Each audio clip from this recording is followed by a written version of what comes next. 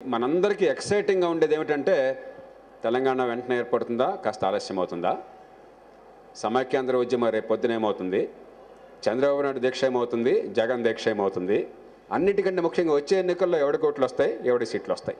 ఇది చాలా ఎక్సైటింగ్. ఇది నా దృష్టిలో ఇంతకంటే చెత్త డిస్కషన్ ఇంకోట్లేదు. ఇవన్నీ జీరో సమ్ గేమ్ ఇష్యూస్. ఒకడికి లాభం అయితే ఇంకోటికి నష్టం కనిపించేట్టుగా ఉంటాయి కాబట్టి ఎక్సైట్మెంట్ బోర్డు ఉంటుంది. రిజర్వేషన్లు వీడికి ఉంటే రిజర్వేషన్ ఉండాలన్నా వద్దా, వీడికి ఎక్కువ ఉండాలన్నా వాడికి ఎక్కువ ఉండాలన్నా వెంటనే మనకు పూనకం వచ్చేస్తుంది. సహజం అది. వాడికి ఎక్కువ వస్తే నాకు నష్టం, నాకు ఎక్కువ వస్తే వాడికి నష్టం.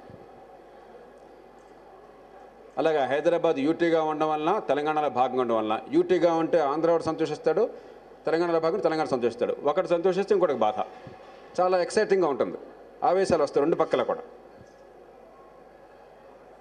కానీ ఇవి దేశాన్ని మార్చవు. నిర్ద్వంద్వంగా చెప్తున్నాను నేను. అందులో ఈవేళ ఈ దేశంలో రాష్ట్రంలో పరిస్థితిని దృష్టిలో పెట్టుకుని స్పష్టంగా చెప్తున్నాను. ఈ మాటలు ధైర్యంగా చెప్పేవాళ్ళు ఎవరు ఉండరు. తెలంగాణ ఏర్పాటైన సమైక్యాంధ్ర కొనసాగిన ఆ ఫోటోల్లో ఉన్నది ఒక్కటి కూడా మారదు. ఆ ఫోటోలు జీవితానికి అద్దం పడుతున్నాయి. దుష్పరిపాలనకి, దుర్మార్గానికి, పేదరికాన్ని కొనసాగించే విధానానికి, దోపిడీ పాలనకి అద్దం పడుతున్నాయి. దానికి మన పత్రికల్లో, మన టీవీల్లో వచ్చే చర్చలకి సంబంధం లేదు. యువతను ప్రత్యేకంగా నేను కోరేది, ఈ ఎక్సైట్మెంట్ నుంచి బయటపడదాం. పనికొచ్చే ఎక్సైట్మెంట్ మనం తెచ్చుకుందాం. డిస్ట్రక్టివ్ ఎక్సైట్మెంట్ నుంచి కన్స్ట్రక్టివ్ ఎక్సైట్మెంట్. మార్పులు ఎప్పుడు వస్తాయంటే బతుకుల్ని మార్చేందుకు ఈ జీరో సమ్ గేమ్ నుంచి పాజిటివ్ సమ్ గేమ్కి వెళ్ళాలి. అందరికీ నిజంగా పనికొచ్చే చదువు వస్తే, ఆరోగ్యం అందితే, ఉపాధి దక్కితే, మీకు ఉపాధి దక్కితే నాకు నష్టం ఏం లేదు. ఉపాధి అవకాశాలు అందరికీ పెరిగి అందరికీ ఉపాధి ఇస్తే అందరం బాగుపడతాం. ఒక్కళ్ళకి కాకుండా 100 మందికి ఆదాయాలు పెరిగి 100 మంది కాళ్ళ మీద నిలబడి 100 మందికి పేదరికం పోతే మార్కెట్ పెరుగుతుంది, మన అవకాశాలు పెరుగుతాయి, ఇన్నోవేషన్ టెక్నాలజీ మరింత పెరుగుతాయి, మనందరి బతుకులు బాగుపడితే ఆనందంగా ఉంటాయి. రోడ్లలో సుఖం ఉంటుంది, శాంతి ఉంటుంది, పిల్లలకి భద్రత ఉంటుంది, మన భవిష్యత్తుకు భరోసా ఉంటుంది. అందరికీ లాభమే.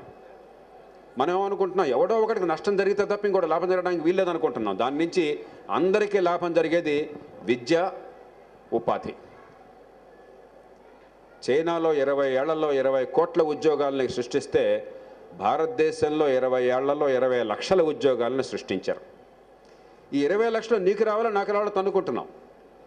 20 కోట్లు చేయకపోవటం ఎట్లా అని చెప్పని మనం బాధపట్టాల.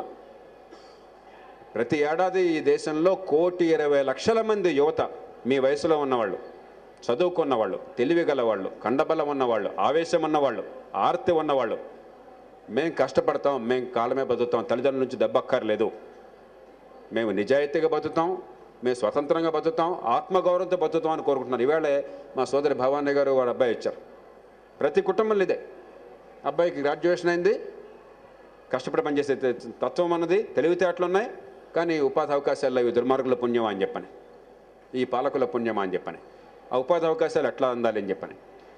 అది అందిస్తే మీకు తెలంగాణ వచ్చినా, సమైక్యాంధ్ర ఉన్నా, భారతదేశం 100 రాష్ట్రాలైనా 30 రాష్ట్రాలైనా, ఏ కులం వాడేమైనా అందరి బతుకులు బాగుపడతాయి. అది జరగాలంటే విద్య బాగుపడాలా, ఆరోగ్యం అందాలా, ఉపాధి దొరకాలా. విద్యా ఉపాధి కావాలని చెప్పంటే స్కూళ్ళల్లో నిజంగా పనికొచ్చే చదువు అందాల. ఈవేళ పనికిరాని పిచ్చి చదువు అందుతోంది స్కూళ్ళల్లో కానీ కాలేజీలో కానీ. దాని మీద మనం దృష్టి పెట్టట్లా. ఈ రిజర్వేషన్లు ఎవరికంత సీట్లను చూస్తున్నాం, కానీ అక్కడికి తీరా చేరిన తర్వాత ఎంసెట్కి మీరంతా కూడా నానా తంటాలు పడి రాత్రింబవళ్ళలో కూర్చున్న ర్యాంక్ కోసం మరి తల్లిదండ్రులు బాధపడ్డారు, నిద్ర లేకుండా గడిపారు, మీరంతా నిద్ర లేకుండా, ఎంజాయ్మెంట్ లేకుండా కష్టపడ్డారు. చివరికి ఏం చదువు అందుతుంది? ఎంతమందికి ఉపాధి వస్తున్నది? ఆ ఉపాధి రావాలంటే కరెంటు కావాలా? అరే మీకు అసలు కరెంటు ఉండడమే గగనమైనటువంటి దేశంలో మంచినీళ్ళు దొరక్కపోతే, ఈ పాటి వర్షం పడితే అన్నీ వరదలైపోతే అక్కడ కొన్ని బోల్డ్ ఫోటోలు చూసాం. ఇంకా ఏమైతే ఉపయోగమే? మన భవిష్యత్తు మన చేతుల్లో ఉంది. ఈ దేశ భవిష్యత్తు మీ చేతుల్లో ఉంది, యువత చేతుల్లో ఉంది. మీకు ఏం కావాలో తెలిస్తే, మీకున్నటువంటి టెక్నాలజీని, మీ స్కిల్స్ని మీరు ఉపయోగిస్తే, నిరాశ పడకుండా మీరు విషయం తెలుసుకుని దానికోసం సంఘటితంగా కలిసి పోరాటం చేస్తే, మీరు కులాలని, మతాలని, ప్రాంతాలని, భాషల్ని పక్కన పెట్టి ఈ దేశం మనది, మేము ఈ దేశ పౌరులం, మాకు ఒకే ఒక్క ఉనికి ఉన్నది, తెలుగు వాళ్ళంగా కాదు. ఓ రెడ్లుగానో కమ్మవాళ్ళుగానో కాపులుగానో లేకపోతే బీసీలుగానో వెలమలుగానో కాదు, లేకపోతే తెలంగాణ వాళ్ళుగానో కోస్తాంధ్ర వాళ్ళుగానో లేకపోతే రాయలసీమ వాళ్ళుగానో కాదు, ఓ నగరమో పల్లెటూరు వాళ్ళుగానో కాదు. భారతీయులుగా ఈ దేశ పౌరులుగా మాకు ఉనికి ఉన్నది.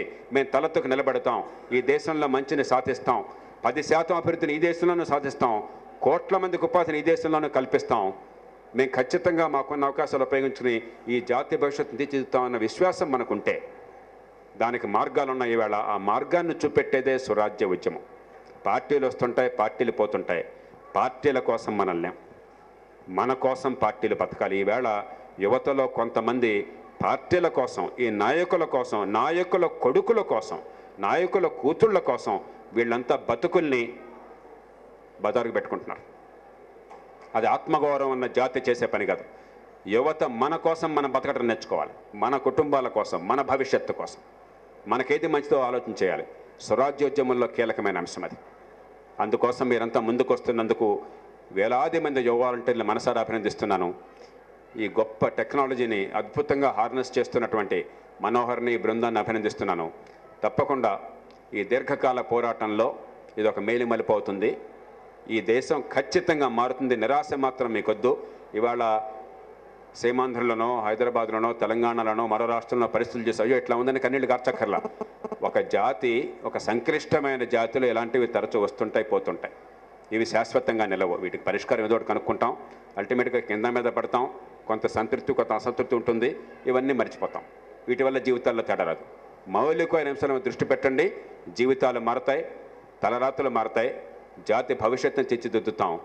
అందుకు మీరంతా వస్తున్నందుకు, ముందుకు వస్తున్నందుకు మిమ్మల్ని మనసారా అభినందిస్తూ, ప్రత్యేకంగా ఈ యువ బృందానికి మీ అందరి తరఫున, నా తరఫున అభినందనలు తెలియజేస్తూ నేను సెలవు తీసుకుంటాను. జై హింద్.